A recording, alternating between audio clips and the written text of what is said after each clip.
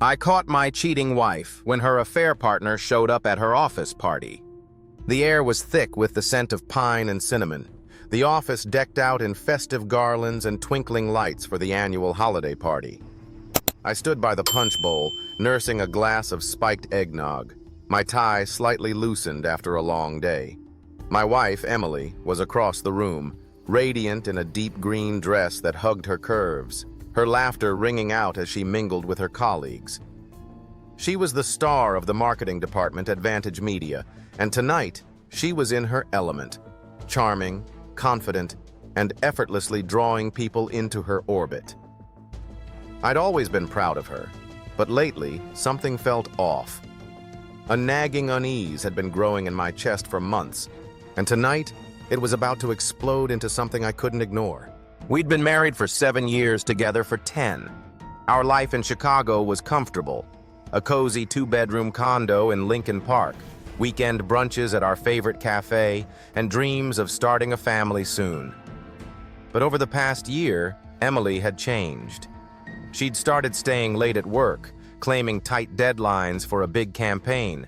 Her phone was always buzzing, and she'd angle the screen away from me when she texted. She'd brush off my questions with a smile, saying I was being paranoid, but the distance between us was palpable.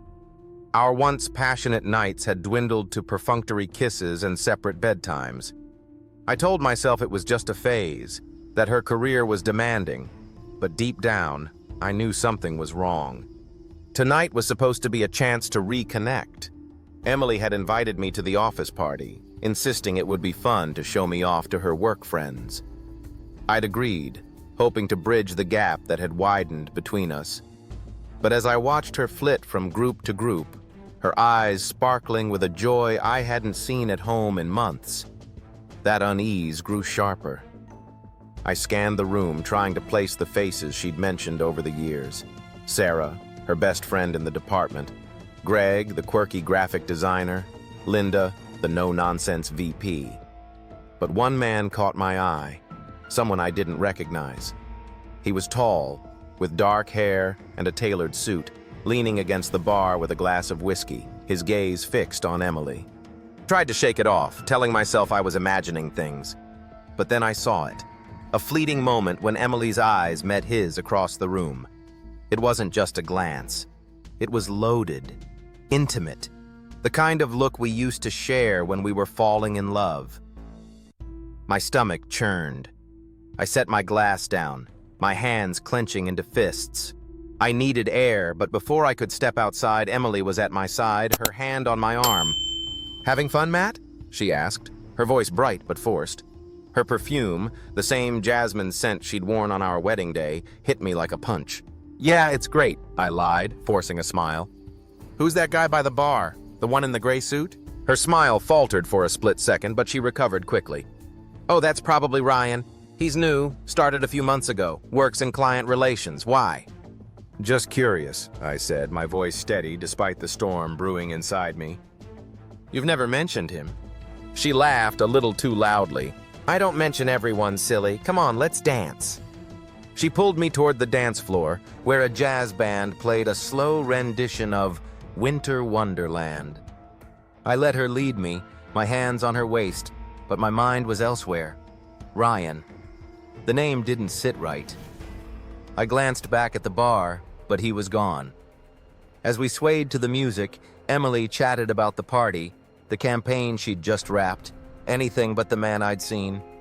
Her words felt like a smokescreen, and I couldn't shake the image of that look they'd shared.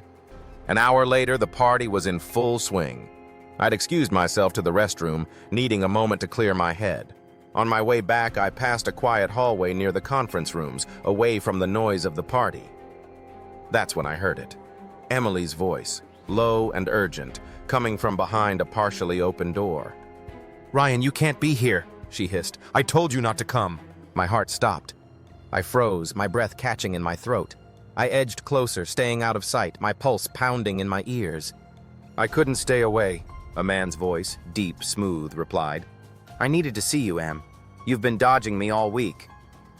"Don't call me that here," she snapped, but her tone softened.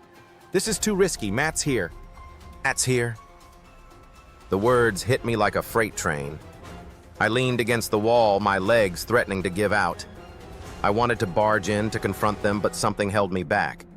I needed to hear more, to know how deep this betrayal ran. Matt doesn't suspect anything, Ryan said, his voice laced with confidence. You said so yourself. We're careful. Come on, Em, don't push me away now, not after everything. There was a pause, then a soft rustle, like fabric brushing against fabric. My mind screamed at me to move, but I was paralyzed, imagining the worst. Then Emily spoke, her voice barely above a whisper. We can't do this anymore. I love Matt. This was a mistake. A bitter laugh from Ryan. You didn't think it was a mistake last month in New York, or the month before that at the hotel. I felt like I'd been stabbed. New York. The business trip she'd taken for a client pitch. The late-night calls she'd taken in the bathroom, claiming they were work-related. It all clicked into place, each memory a shard of glass cutting deeper. I couldn't listen anymore. I pushed the door open, my vision tunneling. Emily gasped, stepping back from Ryan, who was far too close to her, her face drained of color, her eyes wide with panic. Ryan turned, his expression shifting from surprise to defiance. He was even more handsome up close, with sharp cheekbones and a smug smirk that made me want to punch him. Matt, Emily stammered, her hands trembling. This isn't what it looks like. Don't, I said, my voice low and shaking with rage. Don't lie to me, I heard everything. Ryan raised his hands as if to calm me. Look, man, let's not make a scene. This is just a misunderstanding. Shut up, I snapped, stepping toward him. He was taller than me, but I didn't care. You've been sleeping with my wife. There's no misunderstanding. Emily grabbed my arm, tears streaming down her face. Matt, please, let me explain. It's over. I swear it's over. Over? I laughed, the sound harsh and hollow. It's been going on for months, Emily. New York, hotels. How long were you going to lie to me? She sobbed, covering her face, but I couldn't feel pity. Not yet. Ryan took a step toward the door, clearly eager to escape. I'm out of here, he muttered. No, you're not, I said, blocking his path. You don't get to walk away like nothing happened. Matt, stop, Emily cried, pulling at me. This isn't his fault, it's mine. I messed up. I turned to her, my heart breaking even as my anger surged. Why, Emily? What did I do wrong? Was I not enough?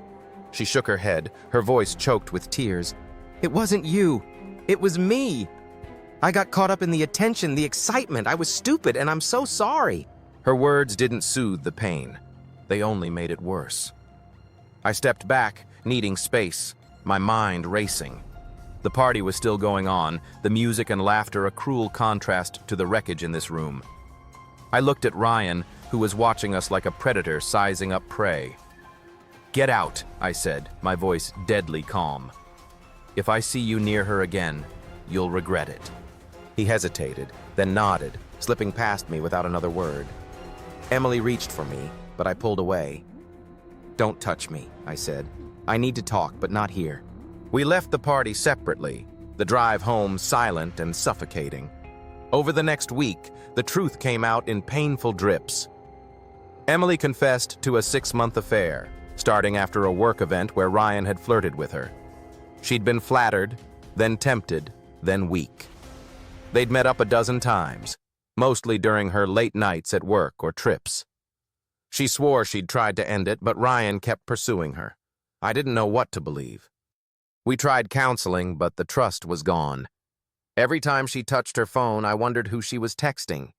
Every time she smiled, I wondered if she was thinking of him. I moved out a month later, needing space to heal. Emily begged me to stay, promising to quit her job, to do anything. But I couldn't look at her without seeing her with Ryan. 6 months later, I'm in a small apartment in Wicker Park, starting over. I've heard through mutual friends that Emily left Vantage Media and is trying to rebuild her life. Ryan apparently got a transfer to another city. I don't know if she's still in contact with him, and I'm learning not to care. The divorce papers are on my kitchen counter, waiting for my signature. Some days I think about giving her another chance, remembering the woman I fell in love with. Other days, I remember that hallway, that betrayal, and I know I deserve better. The office party was supposed to be a night of celebration, but it was the night my marriage died. I'm still picking up the pieces, but I'm finding myself again, one painful step at a time.